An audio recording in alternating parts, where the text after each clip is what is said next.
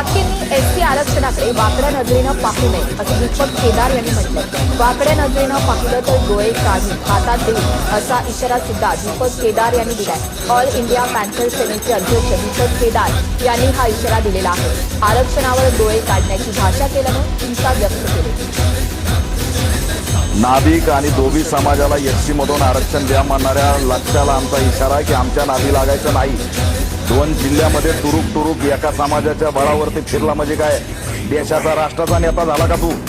महाराष्ट्रामध्ये जर एसटी आरक्षणाच्या दिशेने कोणी वाकड्या नजरेने बघितलं तर डोळे सुद्धा काढू, लक्षात ठेव। दंगल होत नाही म्हणून एसटीला इन्व्हॉल्व करतो, कुणाची सुपारी घेऊन आणि कुणाची तळी उचलून हे भाषण करायला लागलाय। राज्य सरकारला, मुख्यमंत्र्यांना माझी मागणी आहे, मुख्यमंत्री साहेब, गृहमंत्री साहेब, हे योग्य नाही। याला रोका, याला तुम्ही पोलीस संरक्षण दिलंय म्हणून याची जीप सुरू चालायला लागली। अॅट्रॉसिटी ऍक्ट अंतर्गत त्याच्यावर कारवाई करा।